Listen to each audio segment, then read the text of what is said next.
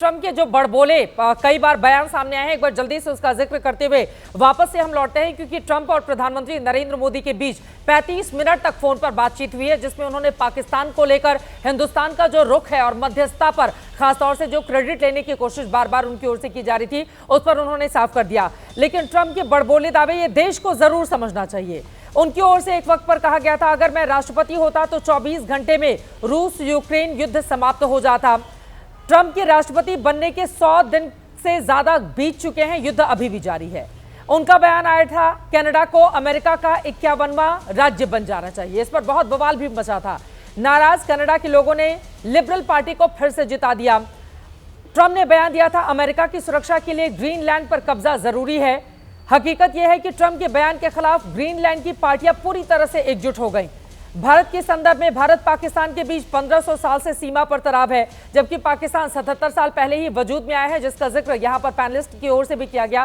तो ट्रंप का ये हाल है। और अभय दुबे जी, एक और बात, आप बार बार बोल रहे हैं कि ट्रंप कहीं फिर से कल को आके क्रेडिट लेने लगेंगे तो हम क्या करेंगे।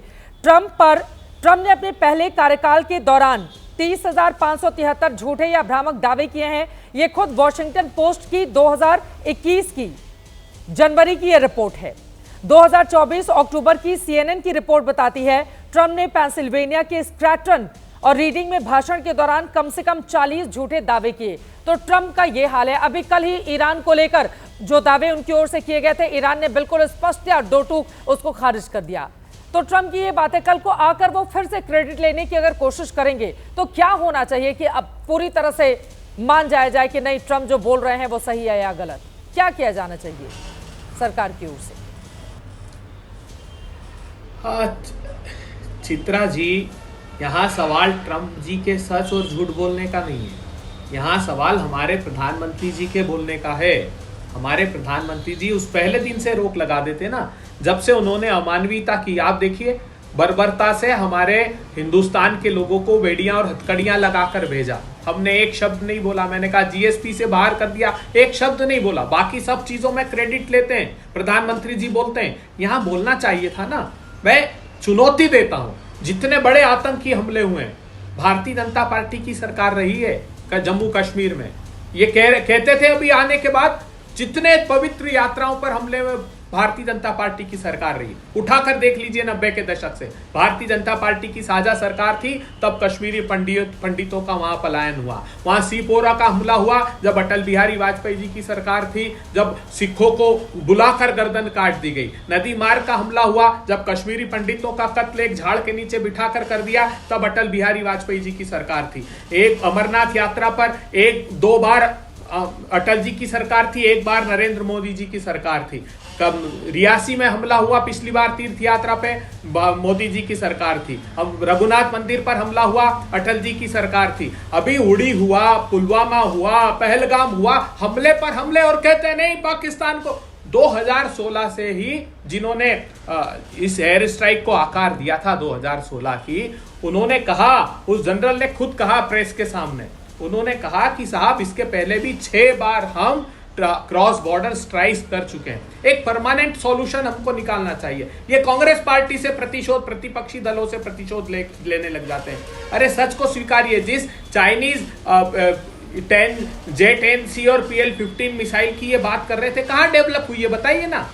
वो इजराइल के साथ कोलैबोरेट करके उन्होंने डेवलप किए। साहब, हमको आंखों पर पट्टी बांधकर सिर्फ चेस्ट थम्पिंग नहीं करनी चाहिए। हमारी वॉर की प्रिपेयर्डनेस देखिए, कारगिल के 3 दिन बाद कमेटी बना दी थी। यही एस जयशंकर जी के पिताजी की अध्यक्षता में कमेटी बनाई। आखिर हम कहां खड़े ये तो बताइए। आज अगर parliamentary standing committee on defence में हमारे डिफेंस के अधिकारी आकर बयान दे रहे हैं कि कैपिटल एक्सपेंडिचर का आउटले तो आप बढ़ा रखते हैं प्रधानमंत्री जी, 1,72,000 करोड़ रुपए, और खर्च कितना करते हैं? सिर्फ 67,000 करोड़ रुपए। तो इन चीजों को कौन एड्रेस करेगा बताइए। आज चर्चा हो रही है, फिर जब रशिया के फॉरेन मिनिस्टर आने वाले तो कह रहे हैं कि साहब रशिया, इंडिया, चाइना RIC को फिर से रीजनरेट करना चाहिए।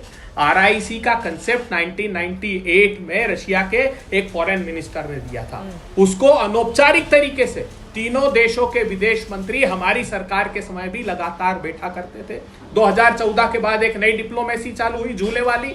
आप शी जिनपिंग के साथ झूला झूलते गए और कोई तीनों देशों के साथ कोई संयुक्त वार्ता होना बंद हो गई। आपको कम से कम डिप्लोमेटिकली सारे विश्व को आज इस बात का आभास करा देना चाहिए था। एक देश का प्रस्ताव बता दीजिए सुधांशु त्रिवेदी जी, एक जिसने ये रेजोल्यूशन पास कर दिया हो कि हाँ पाकिस्तान प्रत्यक्ष रूप से आतंकवाद को संरक्षण दिए हुए है और इस हमले में पाकिस्तान का हाथ है। एक ने नहीं कहा आपने। अब सार्क के देशों में आपने विश्व भर में तो घुमा दिए सांसदों को, लेकिन आप हमारे जो बुनियाद है, हमारी जो हमारा घर है, वहां कम से कम कन्विंस कराकर 2-3 देशों को हमारे साथ लेना था। हमारे साथ कोई देश नहीं है, तो ये कैसे फिर आपके डिप्लोमेटिक रिलेशन हुए? सिर्फ इंडियन डायस्पोरा को संबोधित करके कांग्रेस को गाली देना सिर्फ भारतीय जनता पार्टी का ये काम रह गया। हम साझा संयुक्त रूप से इस देश को दृढ़ता से आगे बढ़ाने के लिए काम करें। और जो सुझाव सारे राजनीतिक दलों के, मैं फिर आगाह कर रहा हूं, आप जो कह रहे हैं ऑपरेशन सिंदूर हमने रोक के रखा है, बिल्कुल ठीक है,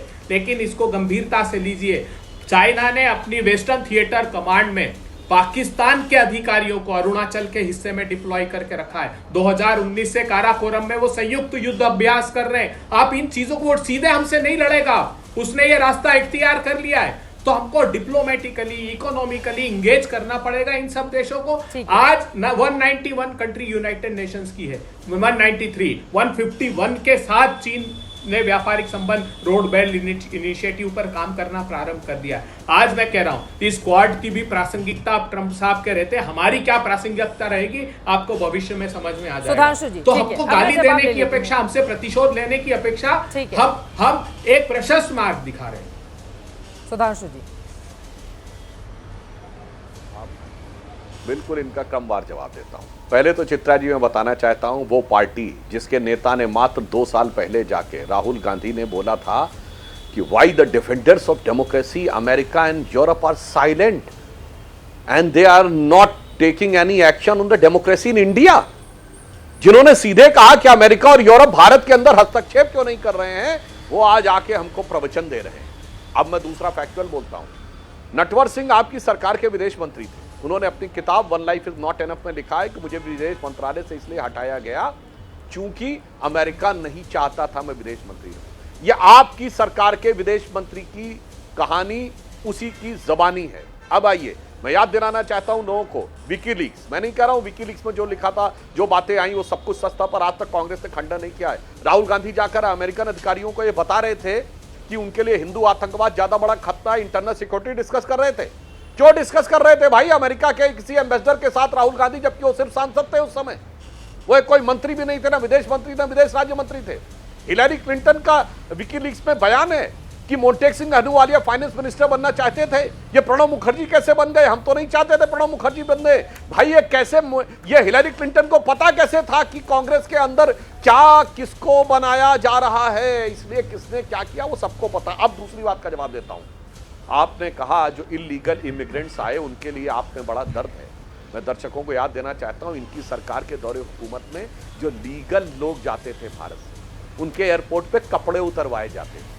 शाहरुख खान की फिल्म आई थी माई नेम इज खान, 2010 में शाहरुख खान के कपड़े उतरवा लिए गए थे। ये सब वो थे जो डिग्नेटरीज थे।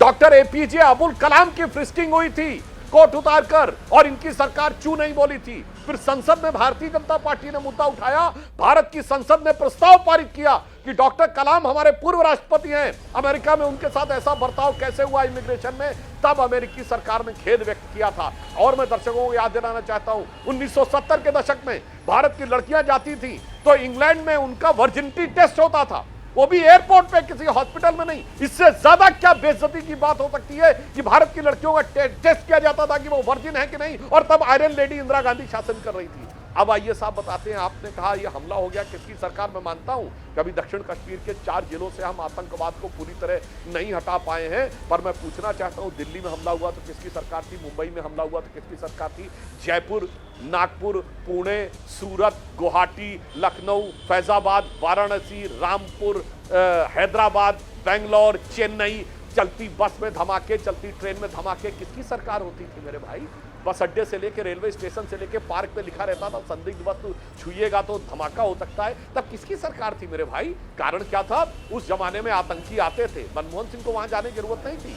जलवायु जलाल से आतंकी आते थे, भारत के किसी भी इलाके में धमाके करके चले जाते थे, फिर जैशे मोहम्मद के हेडक्वार्टर मरकज सुभान अल्लाह में बैठ के एक एक धमाके पे सुभान अल्लाह बोलते थे। और मोदी जी ने जाके जो मिसाइल गिराया है जैशे मोहम्मद के हेडक्वार्टर महाबलपुर में, अब वो सुभान अल्लाह बोलने वाले हैं। मरकज सुभान अल्लाह पे ऐसा बम गिराया है कि हाफिज सईद का वो बयान आया है कि 14 लोग मेरे परिवार के मर गए, मैं भी मर जाता। यानी सुभान अल्लाह बोलने वालों के मुंह से या अल्लाह निकलने की स्थिति आई है। मगर क्या बताएं, या अल्लाह इनके समझ में नहीं आ रहा है, क्योंकि अब इनकी माशाअल्लाह जो दिमागी वो सोच है, उस जहनियत के लिए क्या कहा जाए, जो मस्त शुदा शिकस्त खुरदार। और मैं एक लाइन और कह दूं चित्रा जी, यहां पर बात इसकी नहीं है कि भारत का इनको नुकसान देखना है, यह उस विचारधारा के प्रतीक हैं जिसने हजारों साल से सिर्फ भारत का पराजय देखने की बात कही। पृथ्वीराज चौहान ने 17 लड़ाइयां जीती मोहम्मद गोरी से, हम सब में से किसी ने वो जीती हुई लड़ाइयां नहीं पढ़ी है कोर्स में, सिर्फ हारी हुई लड़ाई पढ़ी है। राणा सांगा ने इतनी लड़ाइयां जीती मगर हमें सिर्फ 1527 खानवा पढ़ाया गया है। हेमू ने इतनी लड़ाइयां जीती मगर सिर्फ 1556 पानीपत की दूसरी लड़ाई हारती हुई पढ़ाई गई है। मराठा साम्राज्य ने इतना बड़ा साम्राज्य बनाया मगर सिर्फ 1761 तीसरी।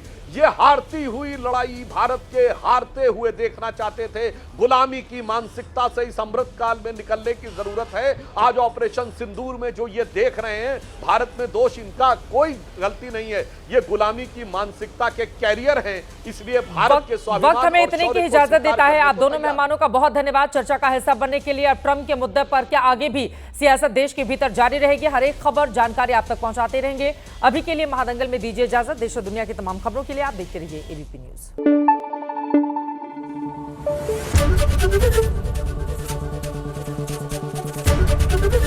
एबीपी न्यूज आपको रखे आगे।